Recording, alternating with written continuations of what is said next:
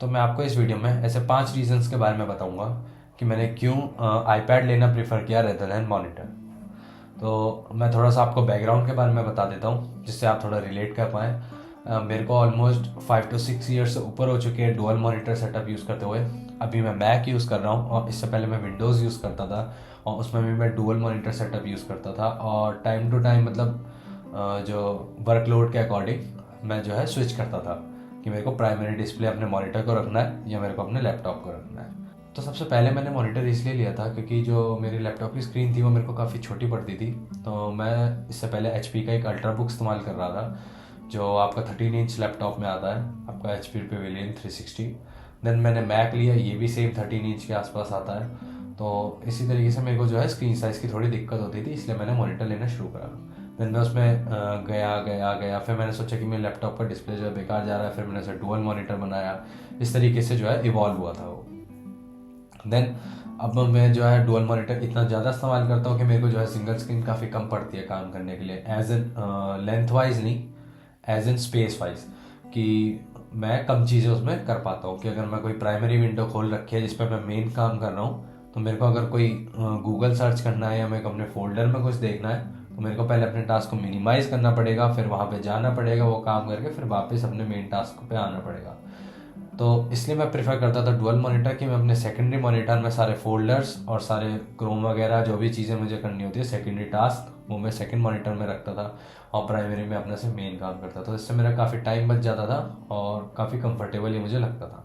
तो ये जो मैं मॉनिटर इस्तेमाल कर रहा हूँ ये LG की तरफ से आता है और ये आपका 22 इंच का मॉनिटर है और ये एक डिसेंट अमाउंट मॉनिटर है। मतलब मेरे को ज़्यादा बड़ा डिस्प्ले नहीं चाहिए, मेरे को एक डिसेंट अमाउंट डिस्प्ले चाहिए जिसमें मैं अपने सारे काम कर सकूँ। तो ये मेरा अच्छा खासा काम कर रहा था, बट डिस्प्ले क्वालिटी इसकी काफ़ी लैग कर रही थी। प्लस रिसेंटली इसके डिस्प्ले को साफ़ करते हुए जो है इसमें एक लाइन आ गई, तो फिर जो है मेरे को इसे रिप्लेस करने का वो लगा। तो मैं लास्ट ईयर सेल का इंतज़ार कर रहा था कि एक बार सेल आ जाए, तो मैं ऐसी सर्फिंग कर रहा था कि कौन सा मॉनिटर मुझे लेना चाहिए, कौन सा नहीं लेना चाहिए, कौन सा सही रहेगा, कौन सा नहीं रहेगा। देन मैं सर्फिंग करते करते आईपैड भी देखने लग गया। देन आईपैड मैंने देखा कि M1 हमारा जो है 52-53 के अराउंड जो है मिल रहा था। तो जब सेल आई तो मैं वही जितनी भी चीज़ें बकेट लिस्ट में होती है मैं उन सबको देख रहा था कि किस पे कितना जो है डिस्काउंट हमें मिल रहा है। तो डिस्प्ले पे तो मुश्किल से मुश्किल आपका जो है 1-2 हज़ार रुपये का फ़र्क आ रहा था कार्ड की वजह से, कुछ ऐसा डिफरेंस देखने को नहीं मिल रहा था। बट मैंने देखा आईपैड पे आपको बहुत मेजर डिफरेंस देखने को मिल रहा है। ये आईपैड जो है आपको अभी अमेजोन पे देखेंगे आपको 52 से 53 के अराउंड कॉस्ट करेगा, बट ये सेल पे मुझे 42 का पड़ा है। तो इसके ऊपर मैं एक डेडिकेटेड वीडियो बना चुका हूँ, अगर आपको वो चेकआउट करनी है तो लिंक आपको डिस्क्रिप्शन में मिल जाएगा, आप जाकर उसे चेकआउट कर सकते हैं। देन जो डिस्प्ले है वो मैंने इसलिए प्रेफर नहीं करा लेना। एक मेजर रीज़न तो मेरा सेल पे ये था क्योंकि मेरी स्टार्टिंग से बकेट लिस्ट में एक आईपैड लेना था। देन एक मेजर रीज़न ये रहा। देन अगर आप डिस्प्ले यूज़ करते हैं, अगर आपने कभी भी एक्सटर्नल मॉनिटर इस्तेमाल करा है तो आपको एक चीज़ पता होगी कि ये काफ़ी मेसी हो जाता है, एज इन वायर। बहुत सारे वायर्स आपको मैनेज करने पड़ते हैं। अगर आप स्मार्ट मॉनिटर ले रहे हैं तो भी आपको एटलीस्ट 1 वायर तो मैनेज करना ही है आपका पावर का। तो जैसे अगर आप मॉनिटर इस्तेमाल कर रहे हैं तो आपका एक पावर केबल हो गई, देन एक HDMI केबल हो गई, देन एक ऑडियो आउटपुट की केबल हो गई। इस तरीके से वो बढ़ता जाता है और काफ़ी सारी केबल जो है हो जाती हैं। तो ये काफ़ी मैसी सा लगता है। पर आईपैड में आपको कोई केबल ही नहीं चाहिए, आप कंटिन्यूटी की यूज़ करते हुए बिना वायर के इसे कनेक्ट कर सकते हैं और आपको लेटेंसी वगैरह भी देखने को नहीं मिलेगी। तो जैसे कि मैंने आपको वीडियो की स्टार्टिंग में बताया था कि मेरी स्टार्टिंग से एक बहुत बुरी आदत है डुअल मॉनिटर की। तो अगर मैं कहीं बाहर जाके भी काम कर रहा हूँ, तो जैसे मेरा वर्क फ्रॉम होम है, तो अगर मैं बाहर जाके भी काम कर रहा होता हूँ तो मेरे को सिंगल स्क्रीन पे काम करने में दिक्कत होती है। अब मैं अपना मॉनिटर तो लेके जा नहीं सकता, तो यहाँ पे मेरे को आईपैड का एक एडवांटेज मिल जाता है। तो मैं अपने आईपैड को और अपने लैपटॉप को काफ़ी कन्वीनियंटली अपने बैग में रख के ले जा सकता हूँ और ना ये ज़्यादा स्पेस लेते हैं ना ये ज़्यादा भारी है। तो काफ़ी कंफर्टेबल रहता है और आप कहीं भी ट्रैवल करते हुए कहीं भी जाके इसे यूज़ कर सकते हैं। आपको यूज़ करने के लिए कोई प्लग एंड प्ले की ज़रूरत नहीं है, आप डायरेक्टली वायरलेसली इसे यूज़ कर सकते हैं। और जो आपका इकोसिस्टम है वो अच्छा खासा जो एप्पल का इकोसिस्टम है वो देखने को मिल जाता है। ईयर ड्रॉप वगैरह, कंटिन्यूटी मोड्स, ये सारी चीज़ें आपको देखने को मिल जाती हैं। तो अगर आप सेम एप्पल आईडी यूज़ कर रहे हैं तो आप जैसे नोट्स वगैरह या जितनी भी चीज़ें आप थ्रू नेटवर्क जो है शेयर कर सकते हैं। तो मैंने देखा कि इससे मैं जो अपनी प्रोडक्टिविटी बढ़ा सकता हूँ इनकेस अगर मैं कहीं बाहर जाके काम करता हूँ, क्योंकि मेरा कोई ज़रूरी नहीं है कि मैं घर पे काम कर रहा हूँ, मॉनिटर्स को मैं बाहर ले जा नहीं सकता। तो ये 2-3 चीज़ें ऐसी थी जिसकी वजह से मेरे को आईपैड प्रेफर करा। ऑल्दो ये काफ़ी छोटी स्क्रीन है बट रहना भी इसे सेकेंडरी है, तो सेकेंडरी स्क्रीन छोटी हो या बड़ी हो इट डजेंट मैटर, आपका प्राइमरी स्क्रीन पे मेन काम रहता है। और अब मेरे को आदत ऐसी पड़ चुकी है कि मैं अपने 13 इंच पे भी काम कर लेता हूँ, मेरे को ऐसा सच दिक्कत होती नहीं है। तो एक और बढ़िया रीज़न आपको ये देखने को मिल जाएगा, पोर्टेबिलिटी। आपके पास अगर सी टाइप का चार्जर है तो उससे आप अपना फ़ोन चार्ज कर सकते हैं, आप उससे अपना लैपटॉप चार्ज कर सकते हैं और उसी से आप अपना आईपैड चार्ज कर सकते हैं।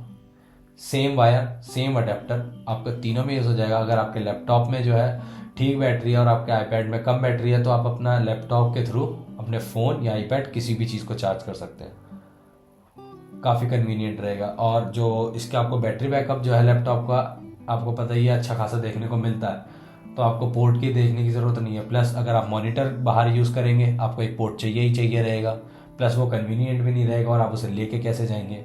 यही सेम चीज़ अगर हम आईपैड में देखें तो बैटरी बैकअप आपको अच्छा मिल जाता है, लैपटॉप से आप उसे चार्ज कर सकते हैं, वायर आपको कोई चाहिए नहीं, HDMI केबल का काम ही नहीं है। ऑल्दो अगर आप कोई मॉनिटर लेने जाएंगे तो जो आपकी प्राइस रेंज रहेगी आप जो सोचेंगे वो 10 to 15,000 सोचेंगे कि हाँ ठीक है, अगर आप मॉनिटर लेने जा रहे हैं तो 10 to 15,000 में आपको एक डिसेंट मॉनिटर मिल जाना चाहिए।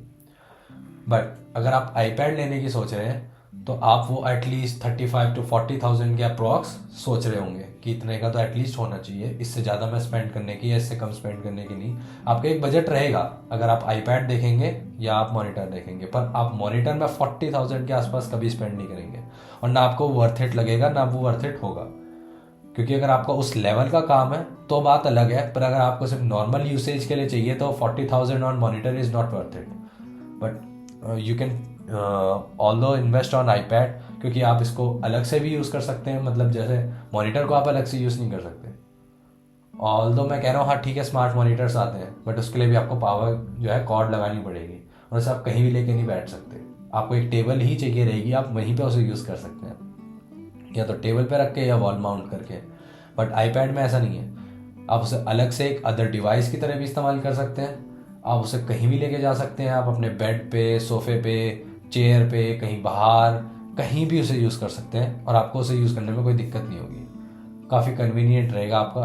तो ये कुछ बेसिक रीजंस थे जो मैंने जो है इसको यूज़ करा। प्लस एक चीज़ और थी कि अगर मैं मॉनिटर ले लेता, जो आपको पता है M2 जो एयर है मेरा, और ये एक ही एक्सटर्नल मॉनिटर सपोर्ट करता है, तो अगर इन केस मैं एक एक्सटर्नल मॉनिटर लेता जो आपको 15,000 के अंडर डिस्प्ले क्वालिटी अच्छी मिल जाती पर स्मार्ट नहीं मिलता, और अगर स्मार्ट मिलता तो डिस्प्ले क्वालिटी अच्छी नहीं मिलती, तो अगर मैं लेता एक बार को तो मुझे ये मॉनिटर अपना रिप्लेस करना पड़ता, ये फिर मेरा किसी यूज़ का नहीं रहता, ये वेस्ट हो जाता।